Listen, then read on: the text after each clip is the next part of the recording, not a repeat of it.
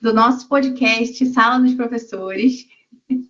Estamos aqui com a Anne Kathleen, Natália Mendes, Kevin.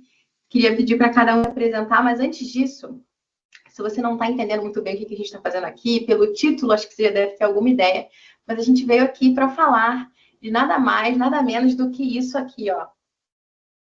Dorama. Essa foi muito boa, né? Pode dizer que foi muito boa.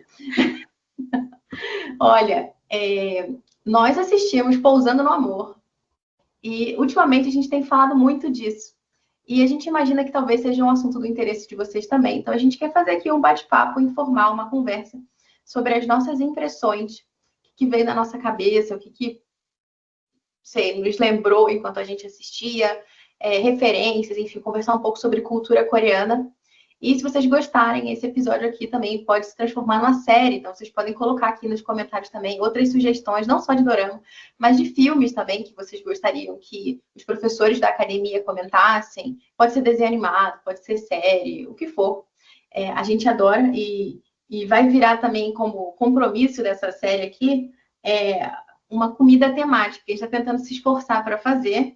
Então, eu estava falando para eles aqui antes da gente começar, que aqui perto da minha casa tem uma lojinha assim de comida coreana e eu consegui esse, ó, chocopai de banana, que eu não sei muito bem o que é, mas a Natália vai me explicar, porque ela é a nossa especialista em cultura coreana de hoje. E tteokbokki, é assim que fala, tteokbokki? Tteokbokki. Que é o nosso, aí ó, meu fundo não colabora, mas vamos lá, né? Nosso bolinho de arroz bonitinho de alho e frango teriyaki, né? E então vou pedir para vocês apresentarem a você mesmos e suas comidas, né? Então contem pra gente aí quem são vocês, o que vocês fazem aqui na academia, como é que vocês acabaram assistindo dorama, se vocês sofrem algum preconceito por causa disso ou não. Quer começar, Anne? Sim, pode ser. Então, eu sou a professora Anne, professora de Artes da Linguagem aqui da academia. Também colaboro no currículo MEIA, faço os encontros semanais com as crianças. A minha comida, ela é uma torrada de rua, né, Natália? A Natália é assim, a nossa expert. Eu pergunto para a Natália. É uma torrada de rua que leva ovo, alguns legumes, leva também pimenta do reino. A minha receita tinha açúcar, não sei se a da Natália tinha também manteiga, enfim. Eu nunca comi. Eu espero que esteja boa. E nunca sofri preconceitos por assistir dorama, porque assim, todas as minhas tias assistem dorama. Elas têm uma lista. Elas assistem tal agora. E como Pousando no Amor foi o meu primeiro dorama, o meu esposo, que seria a pessoa preconceituosa, possivelmente assistiu comigo, então ficou tudo certo, porque ele adorou. E a maioria das pessoas, assim, de meu convívio, atualmente também assistem dorama, então para mim tá super tranquilo. Até no trabalho, né, Anne? Verdade. O pessoal que não assistiu tá até achando chato, porque aqui na academia a gente dá aulas online, então se por acaso você caiu aqui nesse canal, você não sabe muito bem do que se trata, e é uma plataforma de aulas online de todas as matérias, né, para crianças, adolescentes, adultos. A gente oferece suporte para famílias que querem complementar a formação dos filhos, seja crianças que frequentam escola regular, quanto famílias que optam pelo homeschooling. Então, a gente dá aulas online, assim, ao vivo, como essa aqui, né? Se olhando, interagindo, não é aquele cursinho gravado que você compra e nunca assiste, não. Tem professores de verdade ali acompanhando seu filho.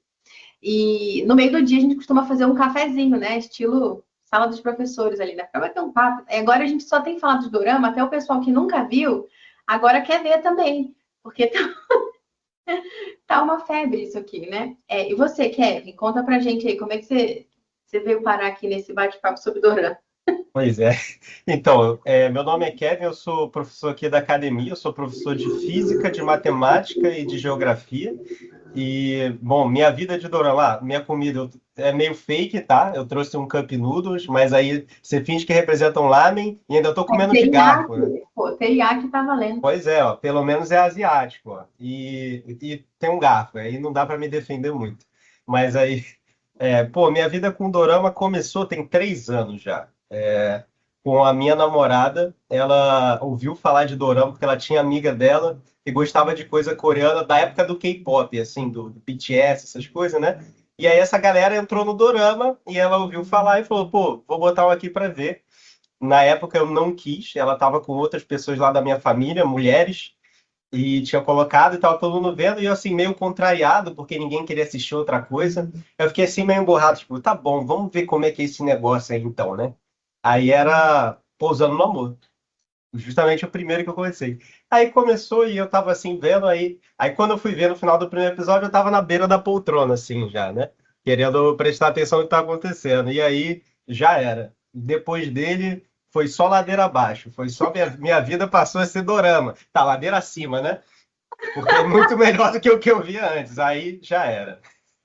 Não, mas é engraçado, Kevin, você falar isso, porque eu já vi uns dois relatos assim, de pessoas que começaram a assistir Pousando no Amor e no primeiro episódio acharam horrível, desistiram. Não, só que o pessoal fala tanto desse dorama que não, peraí, eu tenho que dar uma segunda chance. E aí, com o tempo, a pessoa realmente ficou vidrada lá pelo quinto episódio, sei lá. Porque realmente, se você pega só o primeiro, principalmente aquele efeito especial maravilhoso daquele tornado com a vaca voando, e aquilo ali realmente deixa você um pouco desconsolado, eu diria. Nossa, aconteceu Olha, totalmente isso comigo. Eu vi aquilo lá e eu falei, nossa, eu não acredito que vocês estão vendo isso aí, gente. Tem tanta coisa para assistir. Vocês estão assistindo isso? tipo assim, efeitos especiais do nível Power Rangers, assim, né? Muito surpreendente. Mas, Natália, você que é a nossa especialista, durameira honorária, como é que você pousou no amor? Fala pra mim. Então, eu aqui na academia eu sou professora de artes da linguagem, inglês e musique. Também trabalho dentro do currículo meia para diferentes faixas de detalhes aqui na academia. E eu acabei pousando na Coreia do Sul, colocando, vamos dizer assim, o meu grande interesse dentro da Coreia do Sul, quando de uma forma um pouco diferente dos meus colegas, porque o Kevin falou 3 anos, a Ania até eu sei foi no ano passado que ela assistiu, mas o meu interesse, fazendo as contas, já fazem cerca de 9 anos. Então, eu acompanho coisas da Coreia, porque algumas amigas começaram a acompanhar música coreana. Eu fui pesquisar, mas ainda não estava muito interessada, queria estava sabendo. Mas foi curiosamente no final de 2016. Então, no final de 2016, todo final de ano, assim como geralmente as premiações do Ocidente acontecem no início do ano. Na Ásia, geralmente são no final. Então, no final do ano estava acontecendo uma grande premiação, a maior premiação de música que existe na Ásia, mas especificamente na Coreia, que se chama Mama. Então, era o Mama 2016. E tava todo mundo falando a respeito quando você entrava ali na internet, dentro da minha adolescência, nos grupos de Facebook, só se falavam que estava acontecendo Mama, e eu não fazia ideia do que era isso. Então eu fui assistir e foi a primeira vez que eu olhei e pensei, eu não entendo nada, mas isso é tudo muito estranho, mas eu preciso entender o que é isso, porque foi a primeira vez que eu vi aquele nível de tecnologia em um lugar só. Assim, aquele nível de produção para uma única apresentação, nível de luz, realmente é aquilo que a gente imagina por Ásia, porque ainda foi apresentado em Hong Kong naquele ano.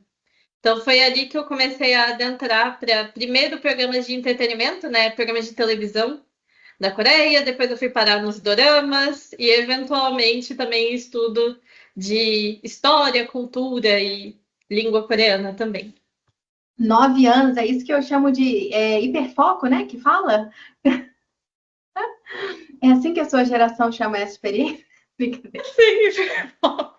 Cara, a Nath é a responsável, é uma daquelas pessoas responsáveis por fazer minha namorada ver dorama. Se não fosse pessoas como a Nath, eu não estava aqui hoje. E espero que talvez isso aqui inspire vocês também que estão assistindo a darem uma chance, pelo menos para Pousando no Amor. A gente tem experiências bem variadas, como vocês viram. A Nath está há 9 anos aí mergulhada nesse mundo da Coreia. Eu terminei de assistir Pousando no Amor domingo passado. Então, mas foi muito impactante. E é sobre isso que eu quero conversar com vocês, né? Muita gente que assiste Pousando no Amor, se você coloca nos vídeos, assim, no YouTube, tem vídeos de trilha sonora e o pessoal comenta, assim, nossa, chorei muito, nossa, toda mulher merece um Capitão Ri na vida dela, ou então, ai, gente, sabe? As pessoas, assim, ficam muito muito impactadas mesmo, assim, emocionalmente, com Pousando no Amor. Eu não sou uma pessoa que chora facilmente, tá? Meu marido está de prova disso. Ele disse até que gostou de me ver chorando, quer dizer que eu tenho coração, né? Mas eu chorei pelo menos umas 3 cenas do Pousando no Amor. E agora, o ponto que fica é, né, por que será que histórias como essa mexem tanto com o coração humano? Então, o nosso objetivo aqui não é só falar sobre Pousando no Amor, sobre Coreia do Sul, cultura, é claro que a gente vai falar de tudo isso, mas mais do que isso, eu queria que a gente pensasse juntos aqui, um pouco mais fundo, né? O que essa emoção que a gente sente, o que todo esse envolvimento, o que isso fala sobre nós e sobre Deus, talvez. Que é uma pequena treat, pequeno docinho que eu vou deixar para vocês aí no final de algumas reflexões que eu fiz também a partir da série. Eu não sei se é certo falar série, né? Ou se eu chamo de drama, só de dorama, ou novela não é. Vai.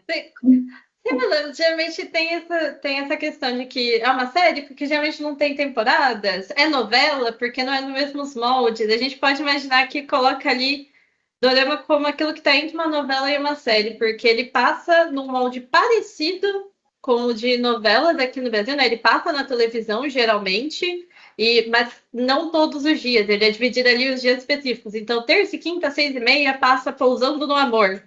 Então eles sabem que toda vez, terça e quinta, será até terminar. Então, não tem problema também falar série ou novela, tá? Dentro da mesma esfera ali. Todos parentes. Tá bom. E essa torrada de rua coreana aí, tá boa? Já provaram? Não tô te ouvindo, Anne.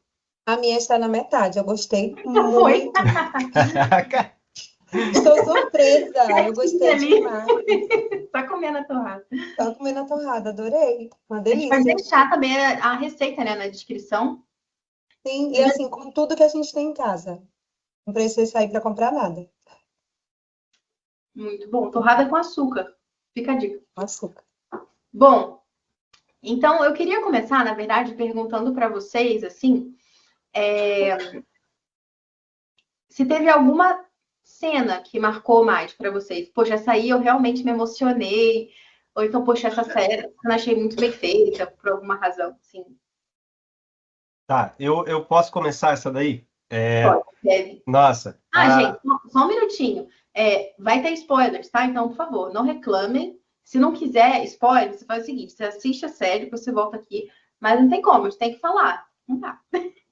Bom, a cena que me destruiu foi a primeira cena que eu chorei. Eu vou dizer que, assim como a Bárbara, eu sou ruim de chorar.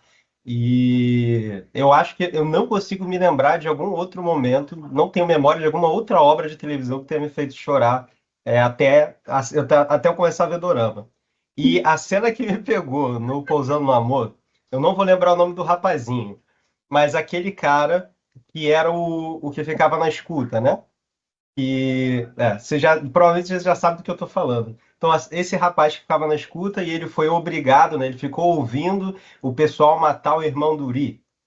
Então, a cena em que mostrou como ficou o coração dele depois daquilo, que ele foi obrigado, porque ele não tinha o que fazer. Cara, aquilo lá acabou comigo. O cara simplesmente não teve escolha a não ser se omitir de uma coisa tão terrível quanto aquela para proteger a família dele.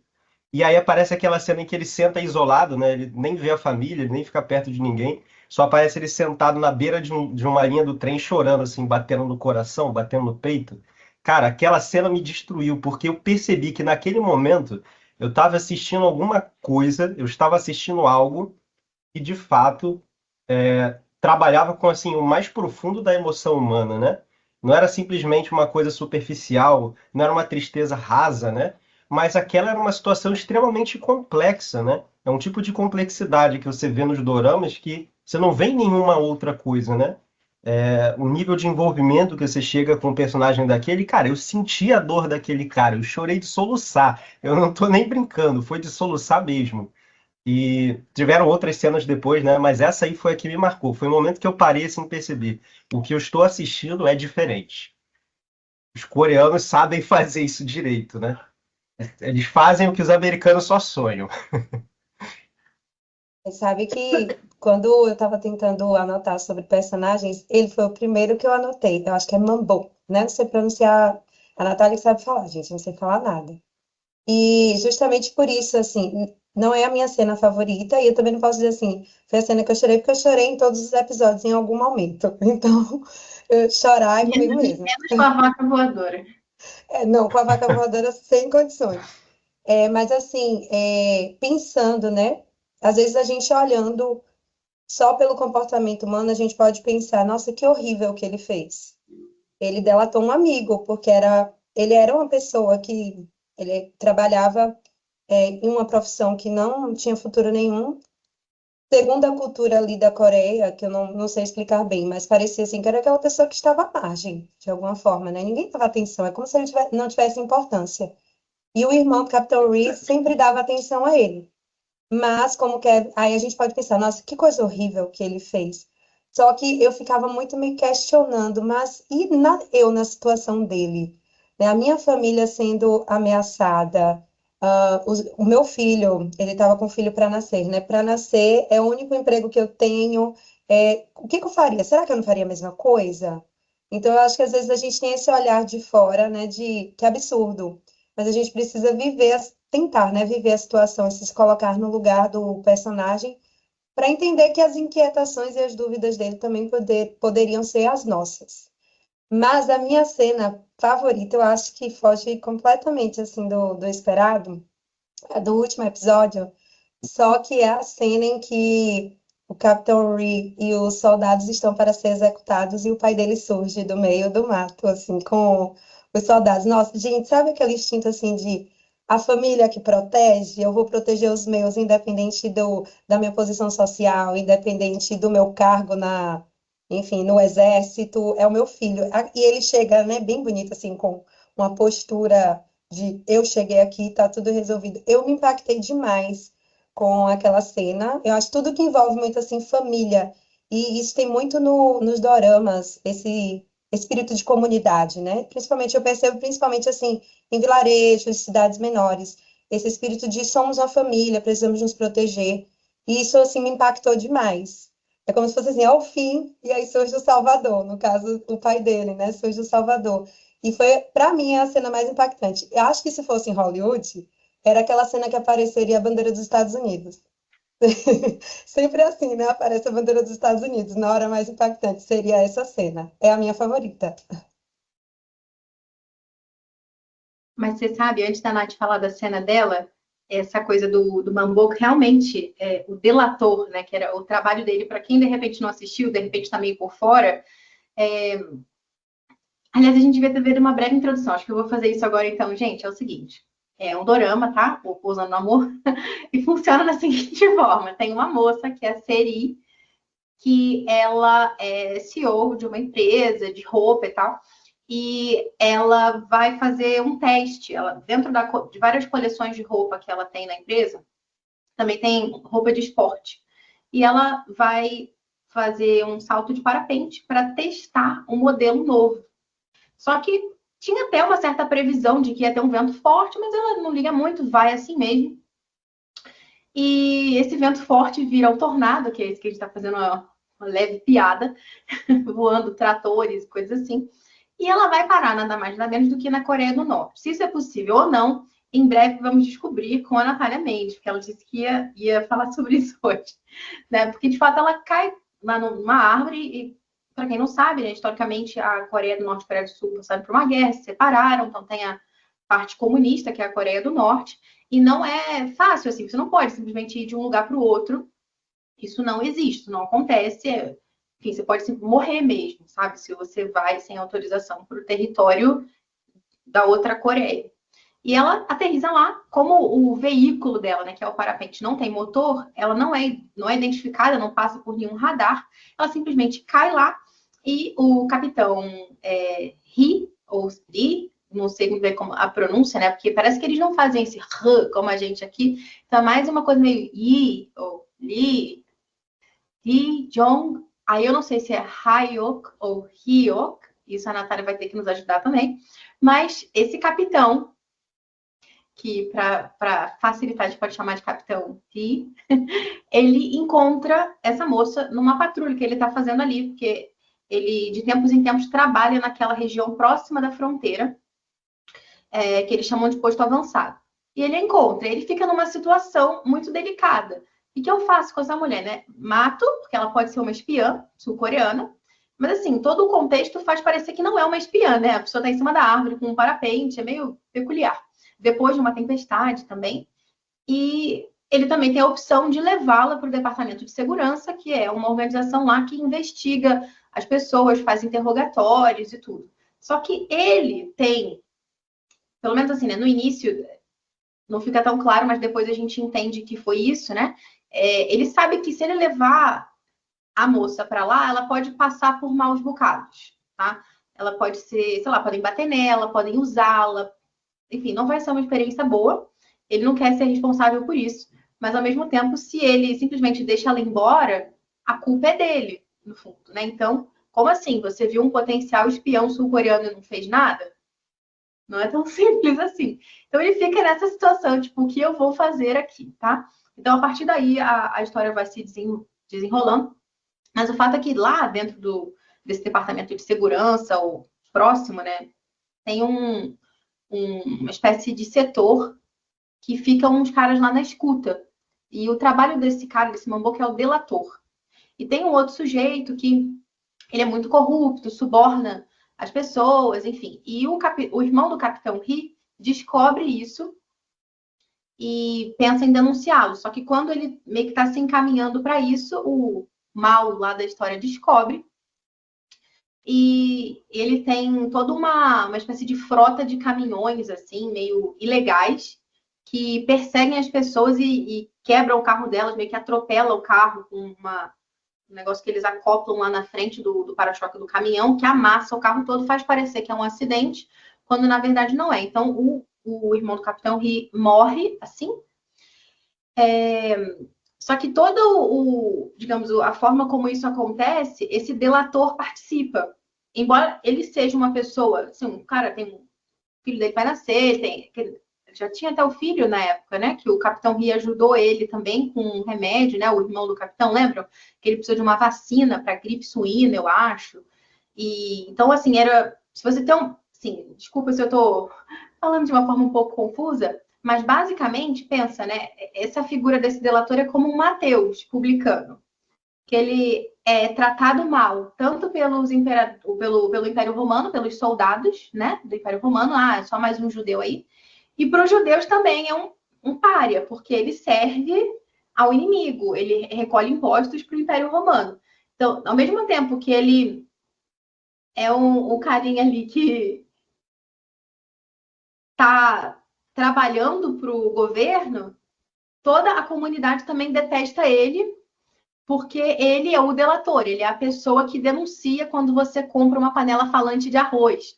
Ele é a pessoa que denuncia se você compra um produto contrabandeado da Coreia do Sul e coisas assim. Se descobrem que você está usando energia elétrica na hora que não pode, ele vai lá e delata, né? Então, todo mundo tem esse pé atrás com ele também. E ele, assim, acossado por esse chefe lá, é a pessoa que fala, ó, o capitão, tipo, tá no carro, ó, já passou pelo quebra-mola, já passou pelo segundo quebra-mola. Então, ele é o cara que está informando para que o outro dê a ordem, no fundo, de que o caminhão o mate. Então, ele é responsável pela morte do único amigo dele, no fundo, né, em todo esse contexto. Né? Isso é um peso que ele carrega, que é bem pesado. Mas e você, Nath, tem alguma cena que te chamou a atenção, assim, de modo especial? Conta pra gente e fala também se é possível a pessoa pegar um parapente na Coreia do Sul, eventualmente ir para a Coreia do Norte. Como é que é isso? Então, a minha cena, na verdade, que me marcou mais dentro de Pousando no Amor, ela não é uma cena emocionante. Ela é uma cena, na verdade, um pouco engraçada, mas que ela vai se conectar com uma cena emocionante, porque é a cena que a Seri vira e fala que ela vai. Sempre ela promete alguma coisa para os meninos que ela conhece, né? Para os soldados ali na Coreia do Norte. Ela sempre promete algo e ela fala: eu vou fazer isso quando tiver a união das duas Coreias. E eventualmente vai acontecer. E ela continua falando isso. E eventualmente, quando eles conseguem, né, passar para a Coreia do Sul por um período, ela cumpre as suas promessas, mas vai ter aquele momento da volta, que é justamente até o que a Anne falou, que o retorno deles, porque eles não poderiam ter passado para a Coreia do Sul.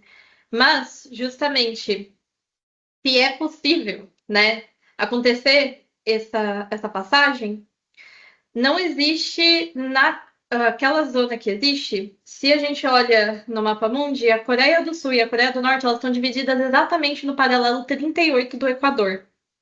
É exatamente naquele paralelo. E não existe nada que impeça, até eles colocaram ali, nada que impeça fisicamente você de passar da Coreia do Sul para a Coreia do Norte, da Coreia do Norte para a Coreia do Sul.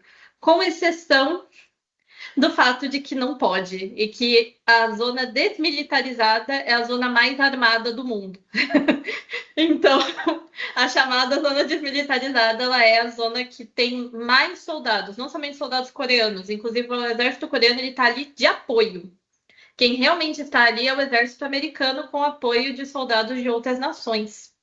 Então, quando você olha, ele é um grande campo e floresta ali também, que do outro lado você também tem. Então, até existe um documentário muito interessante, bem curtinho, eu acredito que seja da BBC, em que mostra a única vila que existe ali na parte da Coreia do Sul, os moradores fazendo tipo a colheita do arroz e soldados no meio do campo, porque eles têm que olhar para o outro lado. Logo ali, depois daquela marca, é a Coreia do Norte. Então, eles têm que olhar se está tendo alguém invadindo.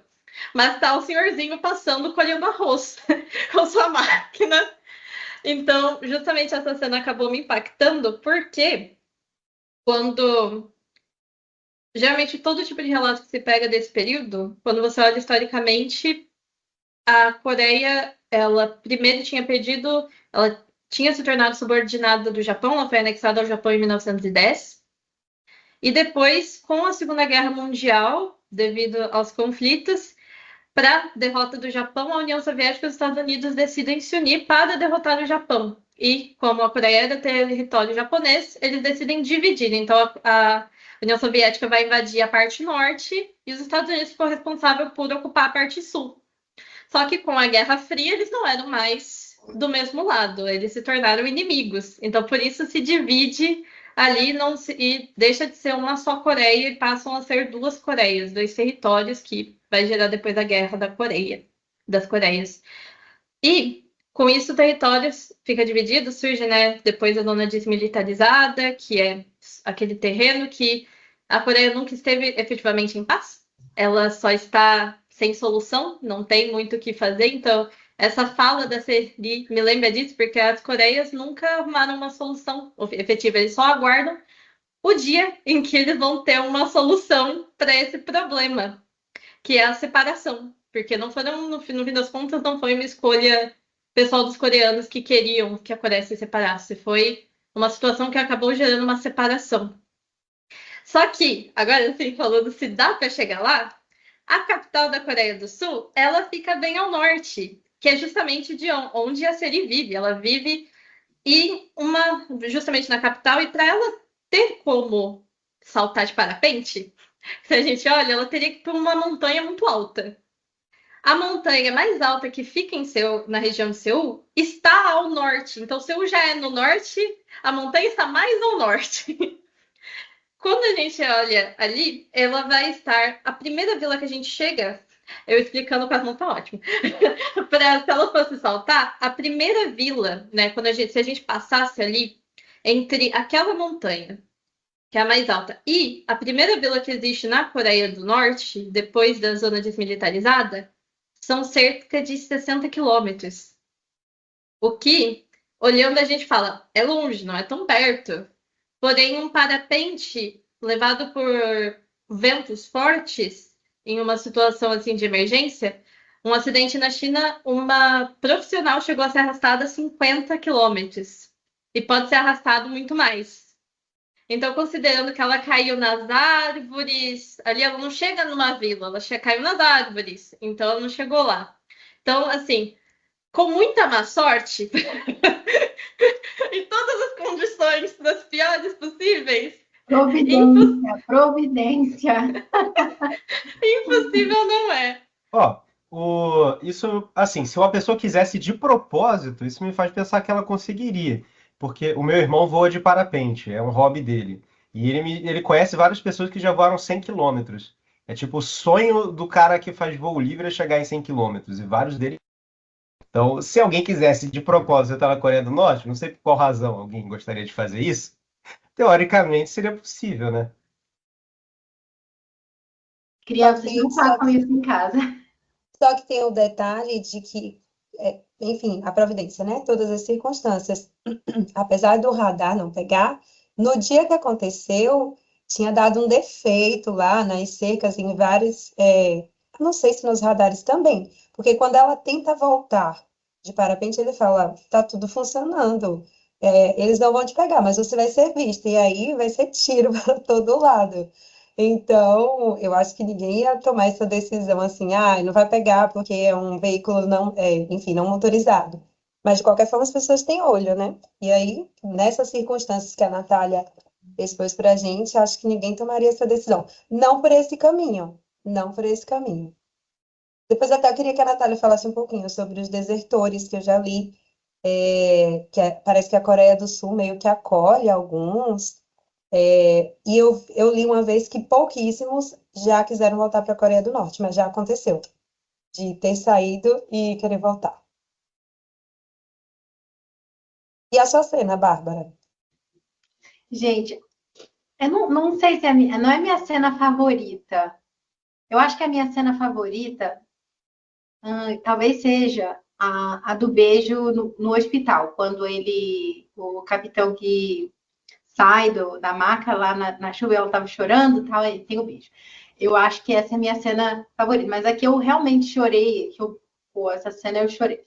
Claro que chorei no último também, no último episódio, mas um que eu senti assim a dorzinha da Seri foi no aniversário dela, quando ela, enfim, todo o contexto, ela já está na Coreia do Sul e tal, e ela fala pro. É difícil, né, pessoal? Se vocês não assistiram, vocês não vão entender nada que ele tá falando, mas tudo bem. O fato é que acaba que ele precisa ir para a Coreia do Sul depois de muita dificuldade dela ter que voltar da Coreia do Sul, consegue que ela volte para a Coreia do Sul, mas aí vai um cara lá tentar matar ela, enfim. Aí vai ele lá salvá-la. Que inclusive também isso foi bem impactante para mim, porque ele precisa passar por uma mina desativada, ele vai se arrastando por 20 horas, com risco de a qualquer momento o negócio desabar em cima dele. Mas ele vai, consegue, enfim, encontrá-la e tal. E chega um dia que é o aniversário dela, e ela fala para ele estava com uma cicatriz, ela fala, não, fica aqui até a sua cicatriz sarar e tudo, mas ele já tá bem, então ela fala, tudo bem, agora você pode voltar, porque ele não podia sumir, ele tinha que voltar para a Coreia do Norte por conta da família dele, toda uma questão, ele não poderia desaparecer do mapa. Senão isso traria problemas para a família dele lá. Eles poderiam ser executados e tudo isso. Então ela, mesmo triste, fala, tudo bem, você pode ir embora e tal. Mas ele não vai embora ainda, claro, porque ela ainda não está segura. Mas ele passa o dia fora com os outros meninos, os amigos, preparando e acabam preparar uma festa surpresa para ela. Daí ela chega em casa, não tem mais ninguém. Tá tudo escuro. E aí ela pensa, bom, realmente então eles foram embora. Só que aí ela começa a chorar no fundo. Ela fica sentada lá no chão chorando. Para mim, essa foi a parte mais impactante. Eu recentemente estava escutando uma meditação de um sacerdote que ele estava falando sobre a amizade, estudo da amizade e tal. E tem uma frase de Aristóteles que ele cita, eu não vou saber citar literalmente aqui, mas Aristóteles dizia, né, que é melhor você, assim, é preferível você não viver, né, melhor você morrer assim, se você não tiver amigos, né, do que tendo todos os bens do mundo, você ter uma vida assim toda cheia de luxos, mas não ter amigos. É melhor você morrer. E de fato, assim, a Seri é uma pessoa que ela tem tudo, ela é super rica, mas ninguém ama aquela mulher, ninguém gosta dela. Tudo bem, tem um outro empregado que acho que, enfim, que cuida dela ali e tal, mas sabe, ela não tem um amigo, nem a própria família dela. Tem gente ali que torce para que ela morra, mesmo que nem volte da Coreia, que até pagar alguém, pelo amor de Deus, tira essa mulher da minha vida, sabe? Então, E ao contrário, quando ela está na Coreia do Norte, mesmo com todas as dificuldades de poder morrer, de, sei lá, tudo, né, que pode acontecer com ela ali a qualquer momento, ela nunca foi tão feliz, eu diria assim, do que quando ela estava ali na Coreia do Norte comendo aquele ovo cozido com pessoas que realmente queriam o bem dela, sabe? Que riam com ela, comendo aquela ostra lá com pinga, sei lá do que, pinga coreana, soju, né, que chama, enfim. Mas e o contraste dessa alegria com ela totalmente assim acabada, triste, no escuro, naquela casa toda rica, toda maravilhosa, que inclusive ela mora, né, no bairro mais chique de Seul, Gangnam, lá naquela o pessoal que conhece aquela música, lembra? Eu não sabia que aquele cara lá da Coreia do Sul, do Gangnam Style, enfim. Aí ela mora nesse bairro, que digamos assim, é o lugar, a Manhattan da Coreia do Sul. E ela tá lá, assim. E aí eles chegam fazendo a festa surpresa, e coitada, ela tá chorando e tudo isso. Mas essa cena também me deu um pouco de raiva do Capitão Ri, porque ele vai e consola ela e ele fala assim, não, vai ficar tudo bem ano que vem, e o outro ano, vai ficar tudo bem no seu aniversário, você não vai ficar com essa lembrança, porque eu também vou estar bem, e eu vou me lembrar que a mulher que eu amo ainda respira. Ela fala, que raiva dele. Mas não é isso que ela quer. Cara, por favor, não vai ficar tudo bem. Não está tudo bem. Ó, inclusive, acabou muito comigo o final, tá? De Pousando no Amor. Meu coração ficou destruído. Eu não queria que tivesse sido esse final. Eu entendo, é realista. Mas, poxa, eu não queria isso. Eu queria que eles fossem felizes para sempre, sabe? Eu queria que ele tivesse lá com ela todos os aniversários. Não que ele tivesse escrito mensagem para que chegasse automaticamente no aniversário dela. Poxa, para mim foi uma maior tragédia esse final. Fiquei muito arrasado mesmo. Fiquei arrasado. Não, mas Kevin, eu acho que tem esperança. Assim, sabe? Porque eu fiquei pensando, eu falei, pô, mas realmente eles só vão se ver 2 semanas, é isso? Por ano? Eu fiquei, né? Porque ela, depois de muitos rolos lá, ele entra na orquestra sinfônica, né, da Coreia do Norte, aí uma vez por ano ele vai se apresentar na Suíça, e a empresa dela está financiando bolsa para estudantes de música clássica também, pessoas que tocam instrumento, crianças e tal. E aí ela vai lá também e passa essas 2 semanas, que são, digamos, as 2 semanas conto de fadas do ano.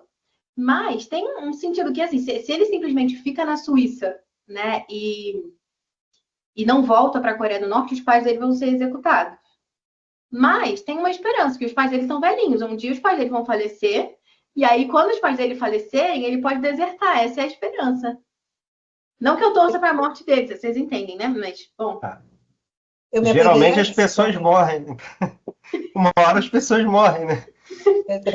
O céu é muito melhor do que a Coreia do Norte, diga-se de passagem.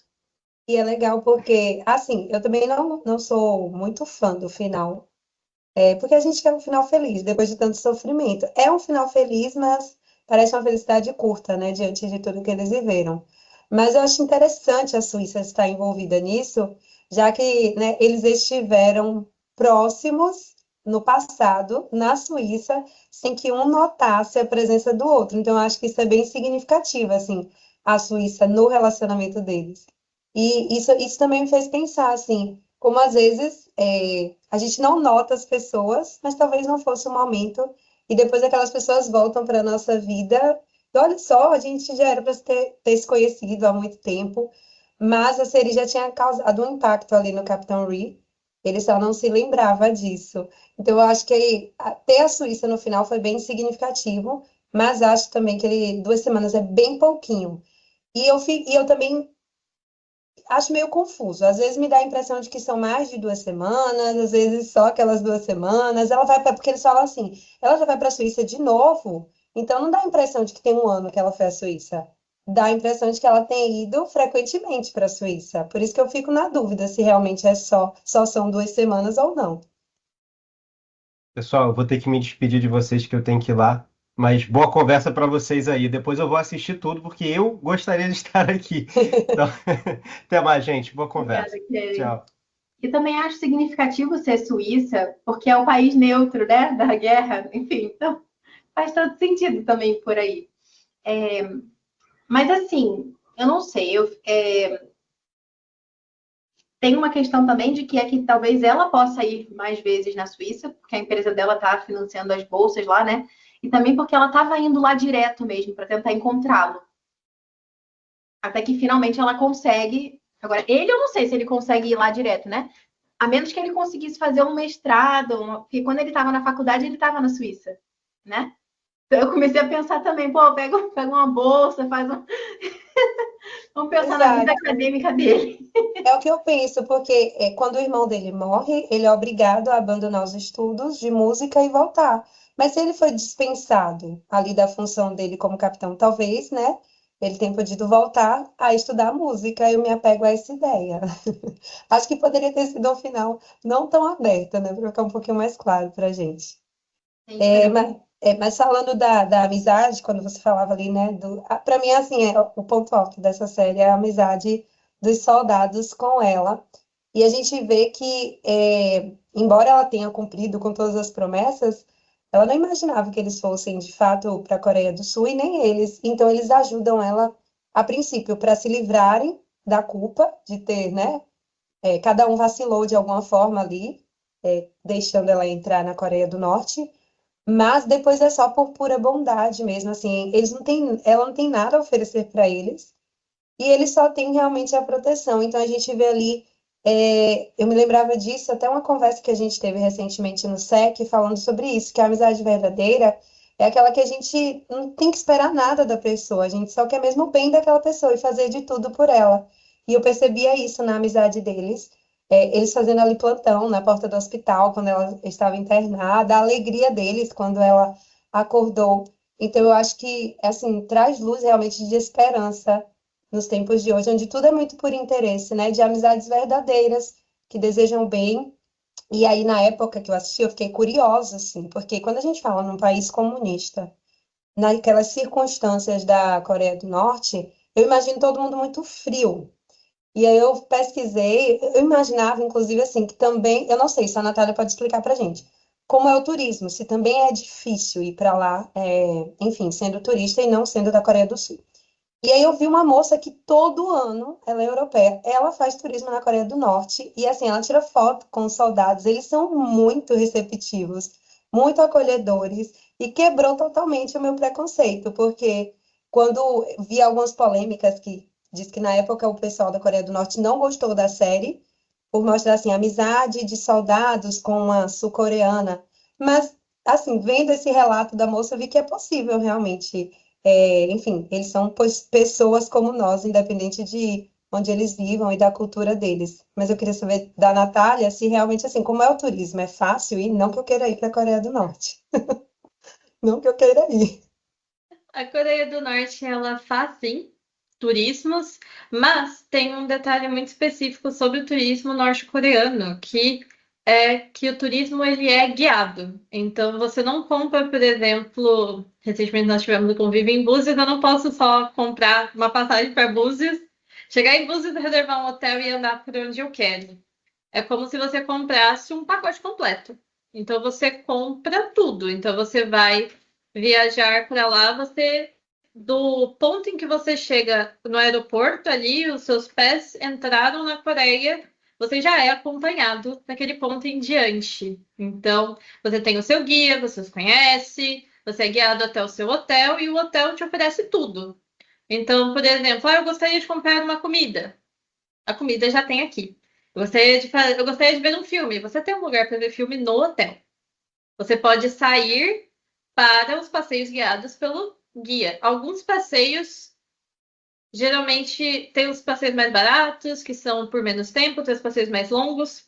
Um passeio que eu vi que estava acontecendo, até achei interessante, que passava pela zona rural um pouco da Coreia do Norte, o que não é a área turística deles. A área turística deles é justamente Pyongyang, que é a capital. E tanto que existe, se vocês quiserem pesquisar, também quem estiver assistindo, um hotel muito famoso de Pyongyang. É só procurar. Ele é um hotel que ele parece, perdão a palavra, uma árvore de Natal.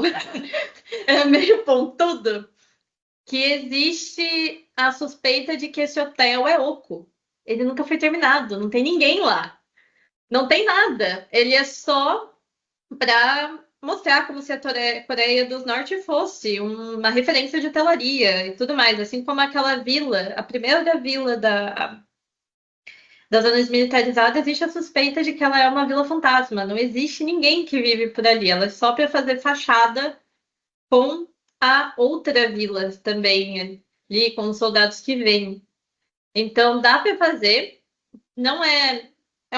O passeio mais rápido é um preço ok, eu não lembro agora, mas você é sempre acompanhado. Então eles levam nos lugares, por exemplo, a biblioteca deles, que é monumental, de Pyongyang, eles levam para você ver o palácio, os lugares ali do governo e tudo mais.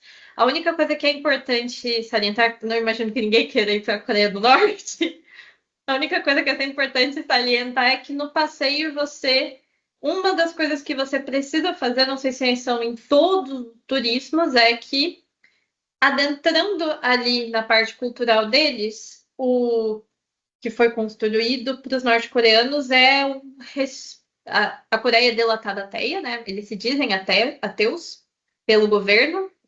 As questões religiosas são proibidas ou muito controladas. E o líder, né, é a maior presença deles, assim vamos dizer. Então eles realmente fazem reverência para o líder e tudo mais. Então, como turista, se você vai até a Coreia do Norte, eles te levam até onde estão os líderes enterrados e você tem que fazer o ritual tal qual os seus moradores têm que fazer.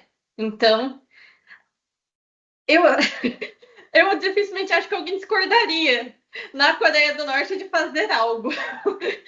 Então, tem esse pequeno detalhe. Tem algumas questões que são meio armadas, por exemplo, ir em restaurante e só ter o restaurante ser montado para você no momento que você sai, a luz apaga, acabou o restaurante, foi para você. Às vezes tem locais que realmente as pessoas que vivem ali frequentam, mas existem esses lugares um pouco montados também. E alguns costumes que precisam ser cientes, assim, quando você possivelmente opta por visitar. Natália, eu tô achando um pouco suspeita a cor da sua camisa hoje. Eu não tinha reparado. Ai, gente, mas uma outra coisa que eu também achei fantástica na estrutura da história é como ela é espelhada. Eu não sei se vocês notaram isso, mas as coisas elas se repetem num certo padrão, assim. Desde, por exemplo, o capitão, a Seri comprou para ele um pé de tomate. E ele comprou para ela a florzinha lá do Edelweiss. Mas não só isso, assim, tem um monte de coisas que vão se repetindo, né? Então, por exemplo, né? Primeiro, ele se coloca na frente dela para levar o tiro. Depois ela se coloca na frente dele e leva o tiro.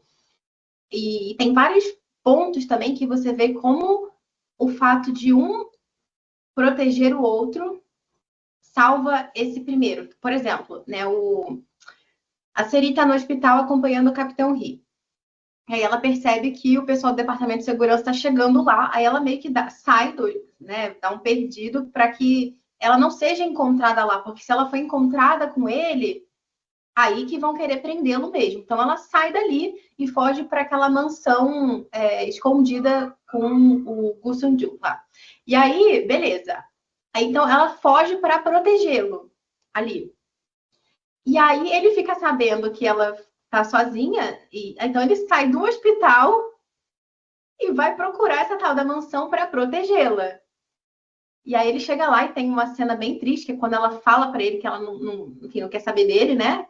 Mas no fundo ela faz isso para protegê-lo, né? Porque o Gu Sung-jun fez a cabeça dela, e ela sabe que se você ficar com esse cara aí, vão matar ele, você vai ser a causa da destruição dele, então se afasta dele, isso não vai para frente. Então ela quer que ele pense que ela não quer nada com ele, para protegê-lo. É por isso que ela faz isso.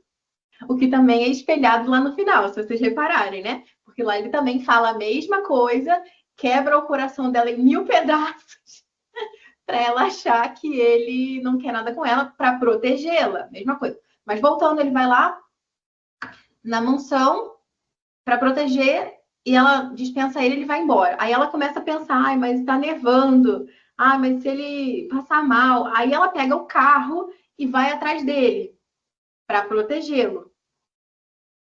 Só que o que acontece no dia seguinte? Quem bate lá na mansão? O departamento de segurança, o Chocho Gang lá, né? Com os caras dele. Ou seja, se ela não tivesse pego o carro e não tivesse ido atrás do Capitão Ri, ela seria presa ali.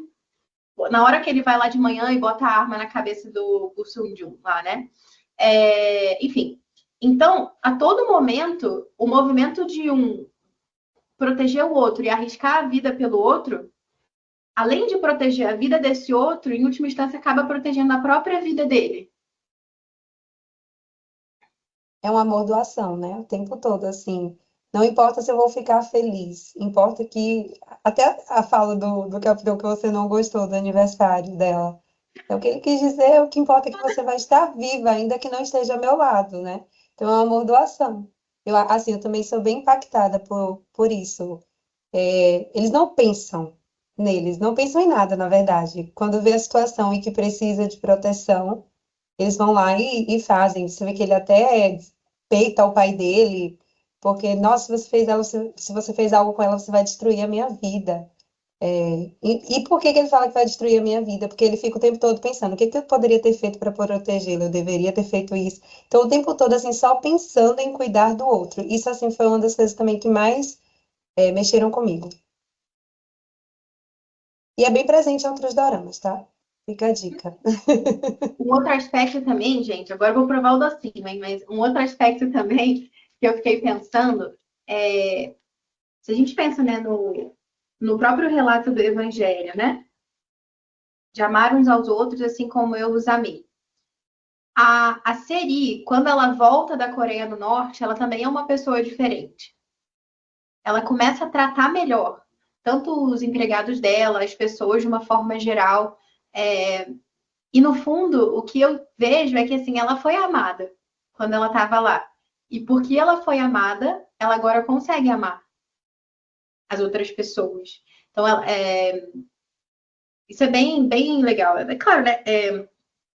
Tem toda uma linha de. Algumas pessoas criticam, outras pessoas gostam, mas, né, se você pensar na jornada do herói, que é um modelo que muitos filmes seguem hoje, né? Que você começa com o chamado à aventura, você aceita esse chamado, e tem um monte de peripécias, batalhas, coisas que acontecem, e no final tem uma espécie de morte que pode ser de verdade ou simbólica, e no caso dela, quando ela depois de tudo isso que acontece, que no fundo ela quase morre, enfim, muitas coisas acontecem ali, e ela volta ao ponto de início, né? Ela volta, só que ela tem que voltar transformada. Isso que é uma história significativa, é quando você sai do ponto A, passa por um monte de coisa e volta ao ponto A diferente. E é justamente isso que acontece com ela ali, né? E na verdade, assim, esse padrão, queira chamar de jornada do herói ou não, a gente pode também falar de outros aspectos. E quem fala muito disso de jornada do herói tem um autor que chama Joseph Campbell, que chama O Herói de Mil Faces. Que ele fala que todas as histórias, se você for investigar bem, elas seguem esse mesmo padrão.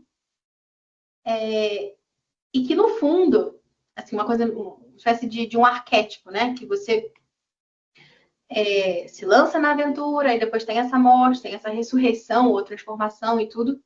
E a própria história de Jesus Cristo seria algo que segue também nesse mesmo modelo, né? Para o Joseph Campbell, isso não é assim, é como se fosse mais uma história, no fundo, né? Mas se você vê outros autores, por exemplo, como Lewis, Lewis fala que o cristianismo é um mito verdadeiro. Por que é mito não no sentido de mentira, mas no sentido de estrutura mitológica, né? De uma história que se propõe explicar os grandes temas da humanidade. E qual que é a diferença? É que esse realmente aconteceu, né? Os outros mitos não.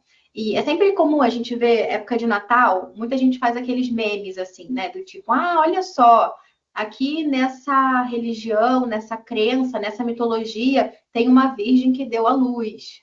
Olha aqui ó, o seu semideus ressuscitando aqui nesse povo asiático, sabe-se lá de onde e tal. Tem sempre alguém que vai apontando assim, olha como só, várias dessas coisas do cristianismo estão em outras histórias, como se fosse uma maneira de descredibilizar o cristianismo. Quando, na verdade, é o contrário. pelo menos o Lewis fala, não, o fato disso estar espalhado em todo lugar justamente é uma prova de que o cristianismo é verdadeiro. No fundo, essa história ela está tão enraizada no coração humano que a gente não consegue contar outra. Tem um mártir também, São Justino Mártir, que ele faz uma apologia ao cristianismo, na época que o cristianismo estava sendo perseguido e tal, e ele vai falar, olha, tentando defender, né? A gente não acredita em algo tão diferente assim de vocês, olha, a gente acredita, a gente não é ateu, tudo bem, a gente não acredita nos seus vários deuses, mas a gente acredita, né, em um Deus, esse Deus é assim, assim, assim, e ele começa a apontar, por exemplo, várias similaridades do cristianismo com crenças pagãs. Fala, eu também acredito nisso aqui, eu também acredito aqui, isso aqui, desse outro jeito, e aí, como que ele explica isso? Ele fala que, na verdade, todo ser humano, por ser uma criatura racional, a gente participa do Logos. O que é o Logos? Né? No Evangelho de São João fala, né? No princípio era o Verbo. No princípio era o Logos. Então, por termos a razão, né? A gente participa desse Verbo e está espalhada pelo mundo todo as sementes do Verbo. Né? E aí São Justino, inclusive, ele fala assim, não, os demônios, eles pegaram isso e torceram as histórias para que a gente não acreditasse. Tipo, para você ver lá um dilúvio numa história do não sei aonde, e você pensar, tá vendo? Então o dilúvio da Bíblia é mentira também, né? Então, São Justino fala isso. Mas o ponto aqui central, como, né, muitos autores cristãos falam, a gente poderia falar do próprio Tolkien aqui também, de que o Evangelho, no fundo, ele é um conto de fadas, né? Talvez vocês já tenham visto isso naquele ensaio que ele fala, né, de fairy stories, né, histórias de fada. Porque se você reparar, mesmo histórias antiquíssimas que foram transmitidas por tradição oral, seguem esse mesmo padrão. Você vê, por exemplo, a Bela Adormecida. Você tem uma morte e pelo amor do príncipe ela volta à vida. Um dos, assim, motivos mais recorrentes em contos de fada é isso, é o casamento. E se você pensa na Bíblia, né, que a Bíblia começa com um casamento, que é o Gênesis, e termina com um casamento, que são as núpcias do Cordeiro, né? De Gênesis a Apocalipse é uma grande festa de casamento. E se você vê, é isso, assim, tem um mito grego que fala do Orfeu e da Eurídice, que ele se casa com essa mulher maravilhosa e tal, só que aí, pouco depois de se casarem, olha isso, gente, uma serpente morde ela no calcanhar. Pausa por um momento, para você entender. Isso é mitologia grega, tá? E aí, qualquer semelhança com outra história que vocês conheçam não é mera coincidência. E aí essa mulher morre, vai ao Hades, lá no submundo, e ele resolve enfrentar tudo e todos para salvá-la, porque ele é loucamente apaixonado por essa mulher. E ele vai. E aí o Hades fala para ele, ó, só que você não... Ele consegue salvá-la, mas ele fala, ó, você não pode olhar para trás quando você estiver saindo. E ele consegue, e aí assim, no último instante, assim, quase saindo do Hades, ele olha para trás, só a tempo de ver a mulher sendo, né, levada e tudo isso. E aí o Platão comenta, no fundo assim, o que você está vendo aí é uma tentativa de redenção que ele não conseguiu. E aí o Platão comentando essa história, eu estava escutando um podcast com uma professora, Angelina Stanford, que ela fala que o Platão comentando essa história, ele dizia que por que o Orfeu não conseguiu salvar a Eurídice? Porque ele não estava disposto a morrer por ela. Então, ele tinha que dar uma olhada, vai que alguém vai me pegar, né? Ele deu uma olhadinha ali e tal, perdeu. Enfim, e olha só, gente, como na própria mitologia, pessoal, povo pagão, Platão já estava intuindo ali que para você ter redenção, para que você consiga salvar, você precisa estar disposto a morrer. Isso parece alguma história que vocês conhecem?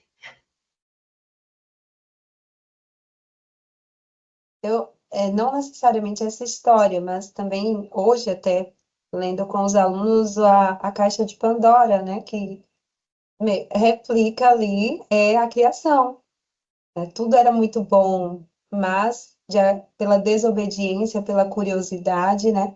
O mal vem. E aí, quando você falava assim sobre a gente sempre está no mundo, né? Repetindo essa história, que é a história da redenção, e que mesmo os pagãos, eles, enfim, falavam sobre isso, eu me lembrei de uma. Eu não sei te dizer qual é a parte, mas tem uma parte do catecismo que fala assim, que o desejo de Deus está inscrito no coração do homem. Então, às vezes, ele não percebe mesmo aqueles que dizem não acreditar em Deus, né, ou que acham que não o amam, ou que nunca viveram a experiência com ele, mas que esse desejo está no coração. E ele passa a vida buscando isso.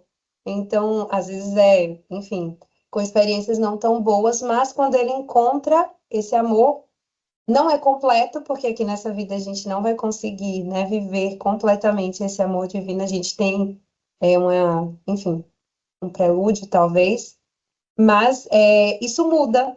E aí é realmente isso que você falou. Quando você é amado, você começa a amar. E os seus valores também mudam. Então, assim, puxando um pouquinho para a série, não só a série mudou a atenção que ela dava aos outros, mas os valores. Dinheiro não passou mais a ser algo relevante para ela, né? Então ela ficava ali, ela voltou tentando se preocupar com a sua skincare, mas depois ela lembrava do capitão, porque ele deu a vida por ela diversas vezes, e isso era muito mais significativo do que estar com a pele bonita. Então, e realmente isso só pode vir do amor. E esse amor, né, como eu falava, amor doação. É o próprio amor que o Cristo teve por nós e que pede. O homem deve amar a sua esposa como eles não eram casados, né? Mas o homem deve amar a sua esposa como Cristo amou a sua igreja, que deu a vida por ela. E é isso que acontece na série o tempo todo. Embora eles não fossem casados, mas o desejo, né, de estarem juntos e o amor deles já meio que direcionava para isso. Por isso um se entrega pelo outro o tempo todo. Bom, enfim, acho que eu saí um pouco do contexto, mas é que você foi falando, eu fui pensando em várias coisas ao mesmo tempo. Teve uma leitura que eu fiz ano passado em uma turma de quinto ano, que era de Hércules, porque o Hércules ele está constantemente tentando se entregar ali numa constante redenção da vida dele. Mas tem uma cena em específico que eu lembro que eu até reli a mesma passagem com os alunos, porque era uma turma com muitos meninos. E eu pensei, não, a gente precisa focar nisso daqui, não é possível, porque é a cena em que o Hércules, eu não lembro qual personagem, ele submete ele a trabalhos domésticos, dizendo que aqueles trabalhos como se aqueles trabalhos não fossem dignos de um herói. Ele se sentiria humilhado por ter que fazer esse tipo de trabalho comum e tudo mais. Mas o que vem em seguida é que o que essa pessoa não sabia era que um verdadeiro herói se sacrifica em todas as pequenas coisas. Ele se sacrifica nas coisas do dia a dia, ele se entrega nelas. Então o Hércules fazia aquilo com coragem e com disposição. O que me lembra também em Pousando no Amor, porque geralmente a gente vê os amigos, eles também vão lá para salvar o Capitão Lee. Então eles vão ali para se entregar também por ele. Só que não foi um amor que surgiu instantaneamente ali para eles só se entregarem.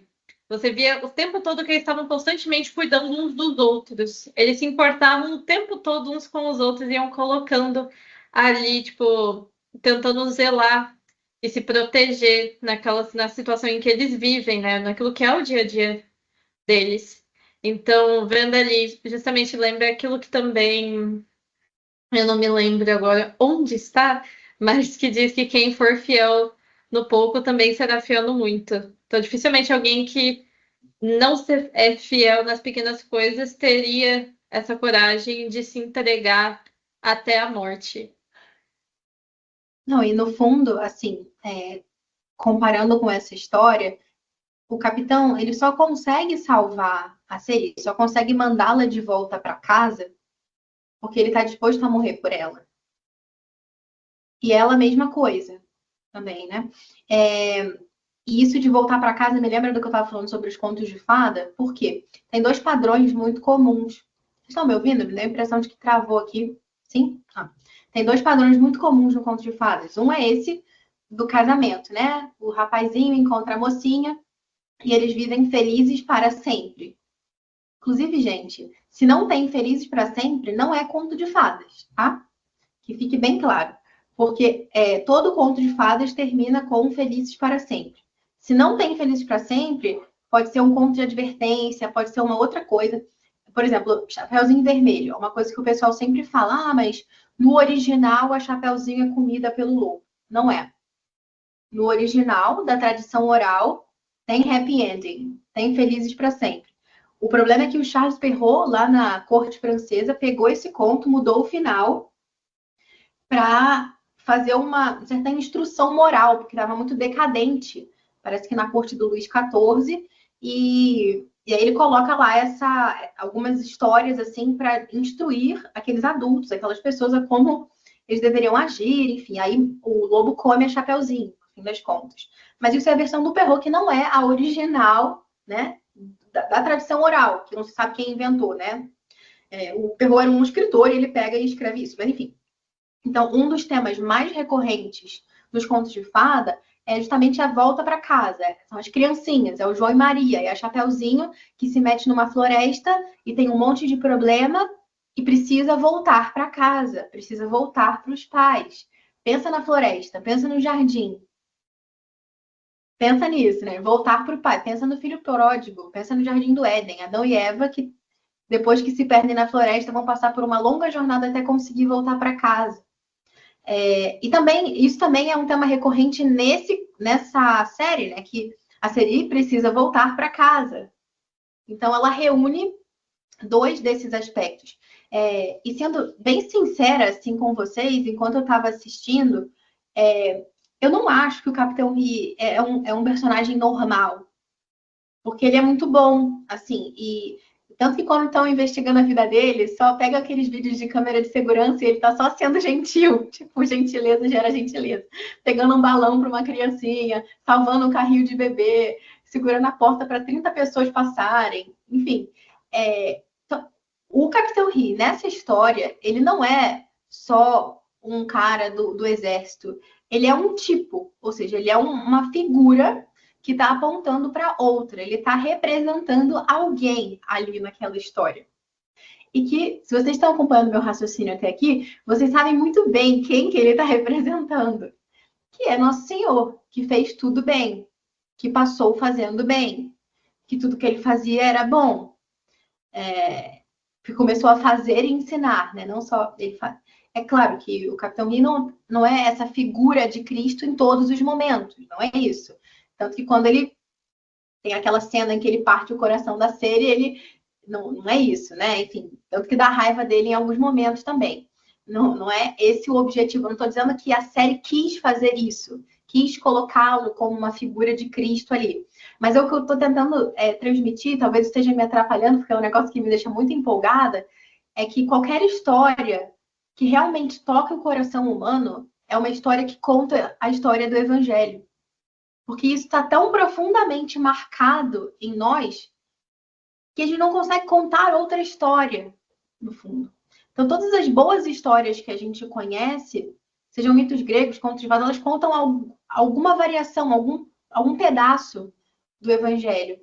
E para mim o que marcou muito é que o pedaço do Evangelho, além de todos esses que a gente comentou, que para mim é o que está mais forte assim nessa série, nesse dorama, é a via sacra, no fundo, né? Tudo que Nosso Senhor passou por nós, porque aquelas 20 horas arrastado naquela mina, eu só consegui pensar depois em Jesus, assim, tudo que ele passou para nos salvar.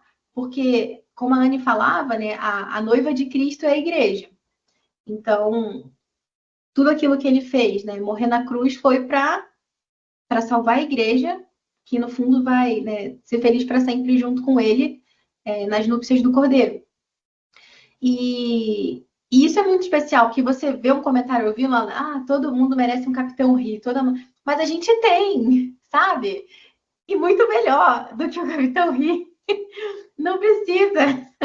Porque, então, se você fica impressionado, assim, você fica impactado vendo todas as provas de amor que ele deu pela série, todas as vezes que ele entregou a vida por ela, Nosso Senhor fez muito mais do que isso, né? Isso tem que deixar a gente ainda mais apaixonada. Eu fiquei pensando, depois que eu assisti isso, Até a minha comunhão foi diferente, assim, fazer ação de graça. A ação de graças na comunhão, se você pensa, né, do ponto de vista católico, sei que talvez os ouvintes aqui não sejam católicos, mas eu sou, então vocês me dão aí um pouquinho de licença para eu falar da minha vivência, da minha experiência. E é isso, quando você está ali na fila da comunhão, você vai receber Nosso Senhor, é o encontro da Seri com o Capitão Rico, depois de tudo aquilo que ele passou por ela, sabe? Então aquele abraço com a trilha sonora e tudo. E isso me lembra também, São José Maria Escrivá, ele falava que ele gostava de fazer oração, de falar com Deus com músicas românticas, com canções de amor. Porque é isso, sabe? Esse amor que as pessoas têm, né, umas pelas outras, os esposos e esposas, é lindo, mas a gente pode falar disso para Deus também. Isso é bem, bem legal. Só que é interessante também a gente pensar que ele amou e ela amou de volta. Mas será que a gente tem amado de volta a Cristo, né? Reconhecendo essa doação, ela de fato assim mudou totalmente e também passou a viver para Ele. Mas e a gente? Será que a gente tem vivido só para Cristo? O amor já foi provado. E aí? E o que que eu tenho feito com esse amor? Eu estou amando de volta, né? Então é algo que eu realmente assim, eu nunca tinha, confesso, visto por essa perspectiva a série. Mas, com você falando, realmente amou, mudou a vida dela, né? Então, ela teve a experiência do amor, assim como nós temos a experiência do amor divino, mas ela mudou totalmente. E a gente ainda olha para trás, né? A gente ainda retrocede, que também faz parte dessa caminhada. Mas a gente pode pensar, né? Se ele me amou tanto, eu também devo amá-lo de volta. E me entregar por ele, tal qual a Ceri se entregou pelo John Hughes. Exatamente, e porque você vê também, né, que Cristo nos amou primeiro. Então é total, assim, bate muito com a história. E ela é capaz de amar porque ele amou. E além disso, eu pensei também, né? Ainda bem que você falou disso, porque eu tinha anotado, mas não estou com minhas anotações. E eu tinha pensado nos mártires, justamente. Porque como que um mártir é capaz de dar a sua vida por Cristo? Porque Cristo deu a vida por ele, né? E é a partir disso que a gente consegue dar a vida também. Mesmo que, bom, no nosso contexto, ninguém está pedindo para a gente dar a vida no sentido cruento, assim, né? Ninguém está perseguindo cristãos aqui no Brasil, graças a Deus, pelo menos ainda, né? Enquanto nós estamos gravando aqui esse vídeo, em maio de 2025. Não sei como é que vai ser quando você estiver assistindo, mas o fato é que existem esses pequenos martírios também do dia a dia, né? Onde que eu posso colocar, como dizia São José Maria Escrivá, o meu coração no chão para que os outros pisem macio? Nas pequenas coisas, como falava a Natália também. Sei lá, na sua família, o pessoal quer ver um filme, você não está nem um pouco afim de ver aquele filme, mas você vai aceitar e vai ver aquele filme e vai oferecer isso por amor, né? Morrer um pouquinho para o meu egoísmo aqui, porque teve alguém que morreu primeiro por mim.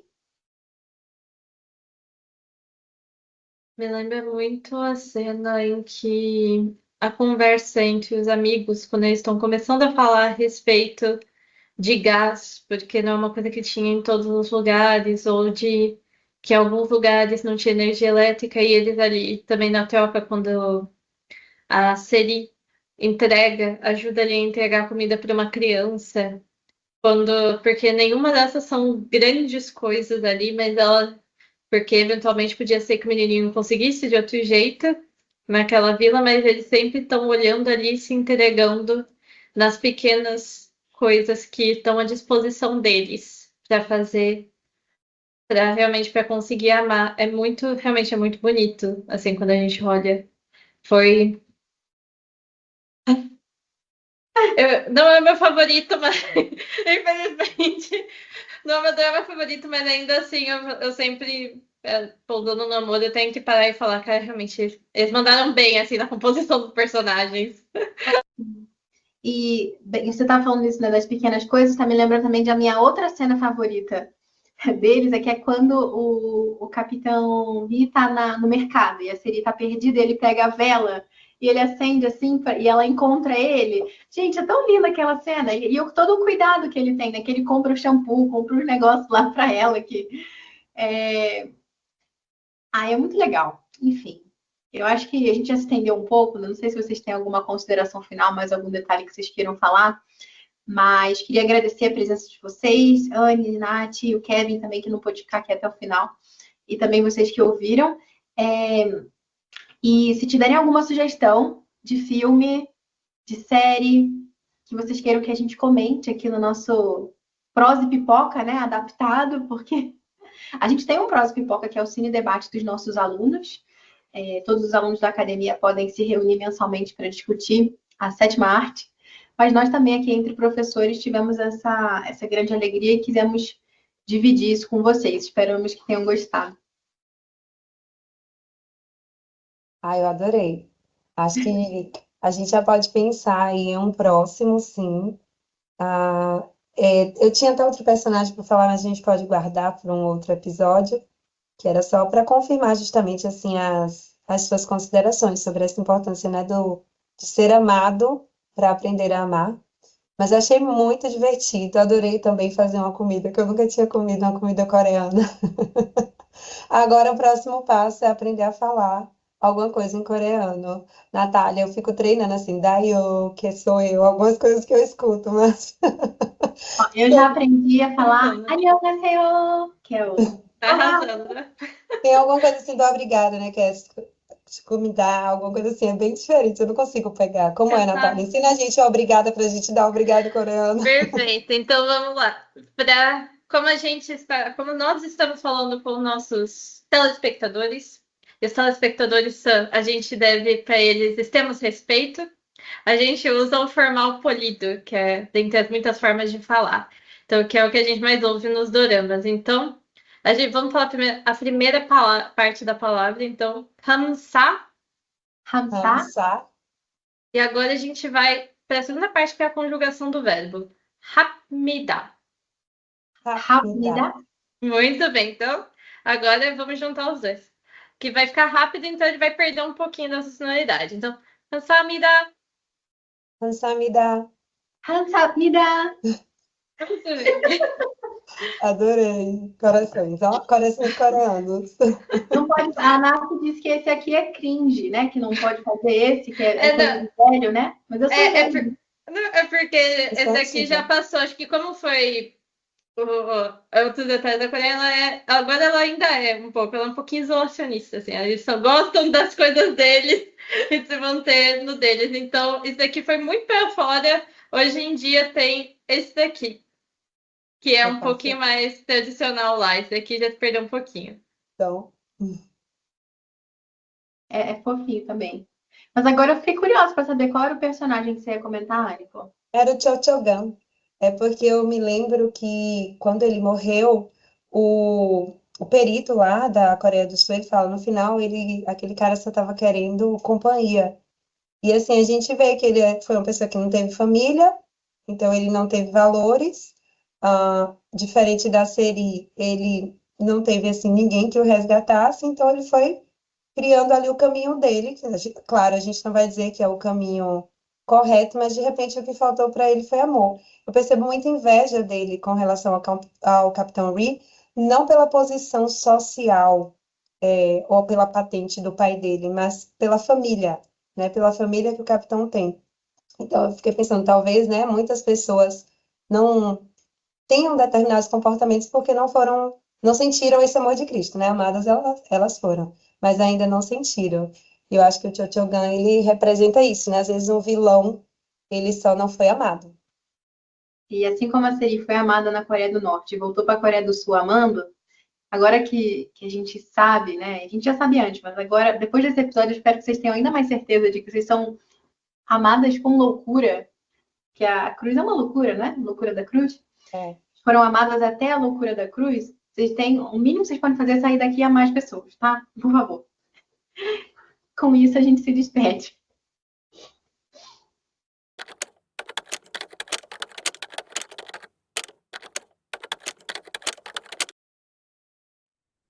Bom, sempre que a gente fala de Coreia do Sul, Coreia do Norte, zona desmilitarizada, como que essas relações funcionam, qual foi a história dessa separação, sempre surge uma dúvida.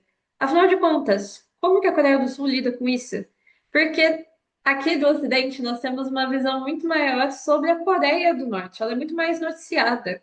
Então, como que os sul-coreanos lidam com isso, afinal de contas? Bom, para a gente entender um pouquinho melhor sobre isso, a resposta está na literatura. Então, eu tenho certeza que você conhece as fábulas de Esopo, certo? Então, eu queria contar para você uma dessas fábulas, que é a fábula da luz do sol. Então, o vento e o sol estavam disputando para descobrir quem era mais forte. E para chegar a uma conclusão, vem vindo ali um viajante na estrada e eles decidem que quem conseguir fazer aquele viajante retirar seu casaco primeiro é oficialmente mais forte. O vento então sopra com toda a sua força, mas isso só faz com que o viajante se agarre mais ao seu casaco. Enquanto o sol começa a esquentar lentamente, lentamente, lentamente, e eventualmente o viajante realmente retira o seu casaco. O que essa fábula nos ensina? Essa fábula inspirou a política da luz do sol, que foi oficialmente, ela iniciou em 1998 na Coreia do Sul e ela vai durar até 2008. Essa política dizia que quando existe muita pressão internacional sobre a Coreia do Norte, isso poderia fazer com que elas fechassem ainda mais. Então, isso seria um problema. Agora, se a Coreia do Sul mantivesse relações amigáveis, de trocas ali, poderia ser que a relação se tornasse melhor, se tornasse mais branda, mais amigável, e eventualmente, até mesmo a Coreia do Norte poderia retirar o seu casaco. Então, essa política, ela oficialmente existiu por 10 anos, 1998 a 2008. Por quê? A Coreia do Sul é uma democracia, então isso não significa, porque uma política existiu, que todas as pessoas, né, todos os políticos, todas as vertentes, acreditem que essa seja a melhor forma de lidar. Ela é uma das possíveis formas.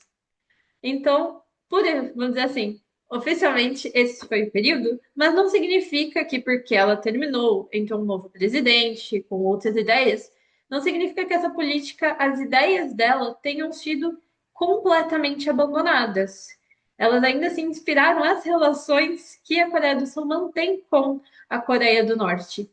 Um exemplo disso foi que de 2017 a 2022, o presidente Moon Jae-in, que governava, ele conseguiu fazer uma coisa inspirada nessa política. Ele é chamado como o Neo-Luz do Sol.